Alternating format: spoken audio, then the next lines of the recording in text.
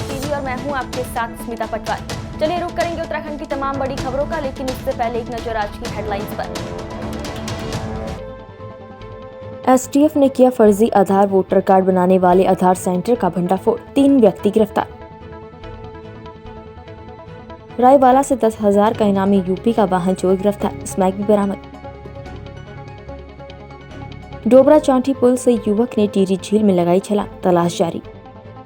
प्रदेश के पूर्व मुख्यमंत्री हरीश रावत अंकिता भंडारी हत्याकांड की सीबीआई जांच और वीआईपी के नाम के खुलासे की मांग को लेकर गांधी पार्क में 24 घंटे के धरने पर बैठे। वहीं हरीश रावत के धरने पर सरकार के कैबिनेट मंत्रियों ने सवाल उठाए हैं। मंत्री सुबोध उनियाल का कहना है कि धरना देना हरीश रावत की राजनीति का हिस्सा बन चुका है। मंत्री रेखा आर्य का कहना है कि हरीश रावत बयान देते हैं, धरने पर बैठते हैं, जीतते कभी नहीं। मंत्री चंदन रामदास ने भी पूर्व सीएम हरीश रावत को आड़े हाथों लेते हुए कहा कि पुलिस और कोर्ट पर भी हरीश रावत को भरोसा नहीं है। वहीं मंत्री मनवीर चौहान ने कहा कि हरीश रावत पूरी राजनीतिक नौटंकी करते हैं। इसी बीच प्रदेश अध्यक्ष महेंद्र भट्ट ने भी हरीश रावत के धरने को राजनीतिक षड्यंत्र बताया है। के बारे में यदि बात करते हैं तो हम लोग देखते हैं कि किस प्रकार से जब से राज्य में चुनाव होने की बात आई, 2022 का चुनाव हो, चाहे उनके स्वयं के लड़ने का चुनाव हो, चाहे उन्होंने दलित मुख्यमंत्री बनाने का चुनाव हो, चाहे सत्ताधारी सरकार को जो है कितनी नौकरियां आपने दे दी हैं उसकी चेतावनी हो, या उनका गंगा में स्नान करना हो, उससे उनको जो कुछ भी उनकी आत्मा की आवाज़ बोलती हो, आपने उनको कहाँ टिकाऊ पाया है। आप यदि देखेंगे तो उनके धरना प्रदर्शन केवल और केवल मैं समझती हूँ कि मीडिया में रहने का एक माध्यम है, इससे ज़्यादा कुछ नहीं।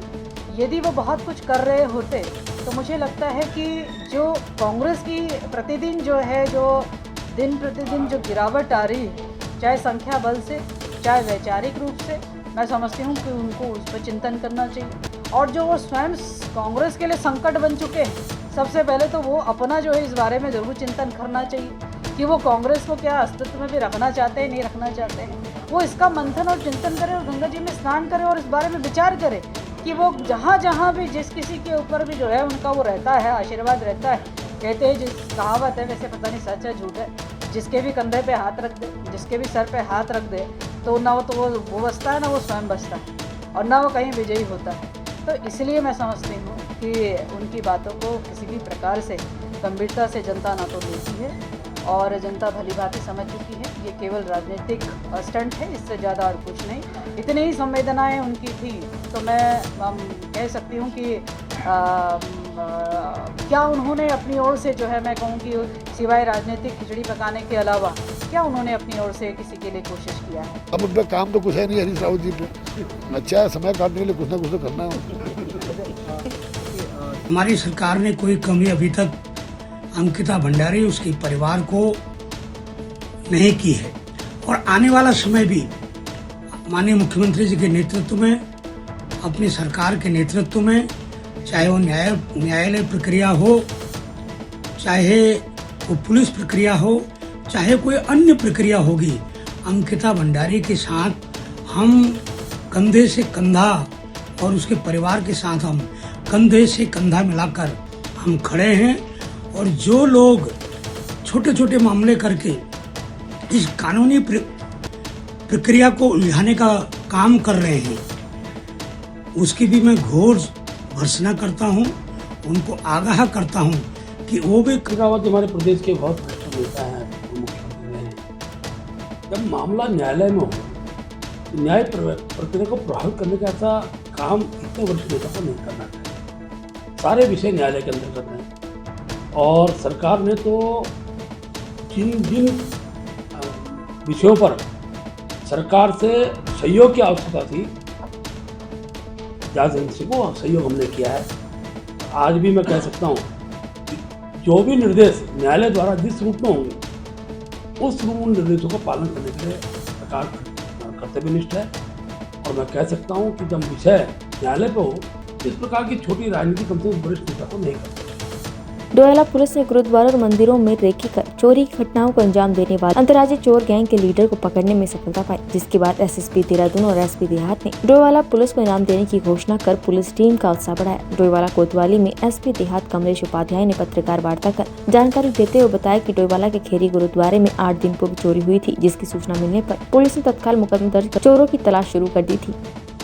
18 और 19 की रात्रि को यहाँ पे डोईवाला क्षेत्र में गुरुद्वारा है, जहाँ पे हमें सूचना मिली थी कि जहाँ चोरी हुई है।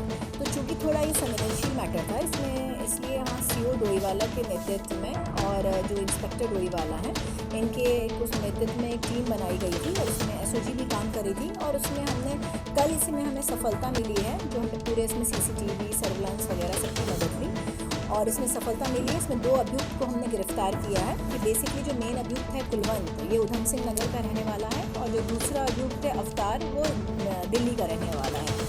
और हमें जानकारी मिली है, बाद में इसके आपराधिक इतिहास की भी हमने जानकारी की तो हमें पता चला जो ये मेन अभियुक्त है कुलवंत, इस पे ये अंतर्राज्यीय मतलब ये गैंग है ये बेसिकली, इसके पर 17 मुकदमे ऑलरेडी दर्ज हैं और वो यहीं पर नहीं है बल्कि उत्तराखंड में भी दर्ज हैं, उधम सिंह नगर में दर्ज हैं और साथ साथ में हरियाणा में दर्ज हैं, इसका यूपी में दर्ज हैं, बरेली में, आगरा में। एक तरह से इसने सभी जगह पे ये इसी तरह से चोरी करता है और इसका मोडस ऑपरेंडी यही है कि ये ज़्यादातर मंदिरों को या गुरुद्वारों को उनकी रेकी करते हैं और उसके बाद वहाँ जाके चोरी करते हैं। तो इसमें हमें पूरी जो भी हमारे वहाँ चोरी हुई थी गुरुद्वारे में उसका पूरी रिकवरी हुई।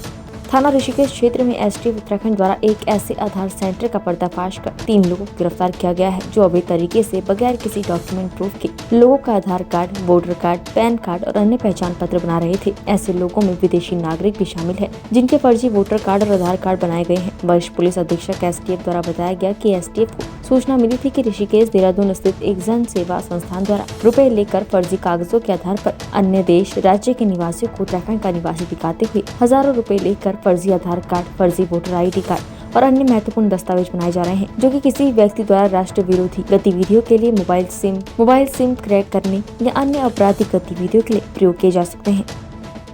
मुख्यमंत्री पुष्कर सिंह धामी ने सोमवार को हरिद्वार रोड स्थित एक स्थानीय होटल में आयोजित उत्तराखंड महिला अंडर 19 क्रिकेट टीम के सम्मान समारोह में उत्तराखंड महिला अंडर 19 क्रिकेट टीम के सदस्यों को सम्मानित किया। उन्होंने उत्तराखंड की अंडर 19 महिला टीम को बीसीसीआई की चैंपियनशिप जीतने पर हार्दिक बधाई और शुभकामनाएं देते हुए इस ऐतिहासिक उपलब्धि के लिए खिलाड़ियों को मार्गदर्शन और सहयोग प्रदान करने वाली क्रिकेट एसोसिएशन ऑफ उत्तराखंड को भी बधाई दी। कोविड-19 के नए वेरिएंट के प्रभावी रोकथाम और नियंत्रण को लेकर मंगलवार को जिलाधिकारी अभिषेक रोहिला ने जिला अस्पताल की तैयारियों का स्थल निरीक्षण कर जायजा लिया। जिलाधिकारी ने मुख्य चिकित्सा अधिकारी को निर्देशित किया कि कोविड-19 के नए वेरिएंट को देखते हुए जिला अस्पताल में सभी सुविधाओं को क्रियाशील रखा जाए। नेहरू युवा केंद्र पिथौरागढ़ के द्वारा राजकीय महाविद्यालय बैरीनाग के खेल मैदान में ब्लॉक स्तरीय खेल कूद प्रतियोगिता का आयोजन किया गया। प्रतियोगिता का उद्घाटन विधायक फकीराम टमटा ने किया और नेहरू युवा केंद्र के द्वारा किए जा रहे कार्यक्रमों की सराहना करते हुए खेलों को खेल भावना से खेलने की अपील की। आज जो नेहरू युवा क्लब द्वारा युवा और युवतियों को खेल यहाँ पे किया गया, बहुत अच्छा प्रदर्शन बच्चों ने यहाँ पे किया है। इसके लिए नेहरू युवा क्लब को मैं अपनी ओर से बहुत बहुत बधाई देता हूँ। केंद्र सरकार की सरकारी योजनाओं को धरातल पर साकार करने की योजना ग्रामीण क्षेत्रों में हर वर्ष सरकार द्वारा चलाई जा रही है। योजनाओं की जानकारी देने के चलते कालाडूंगी तहसील के ब्लॉक कोटाबाग अंतर्गत न्याय पंचायत बैल पड़ाव में खुली बैठक का आयोजन किया गया, जिसमें ब्लॉक कोटाबाग के पंचायत से जुड़े अधिकारियों सहित ग्राम प्रधान राजेंद्र कौर और क्षेत्रीय ग्रामीण काफी संख्या में मौजूद दिखे।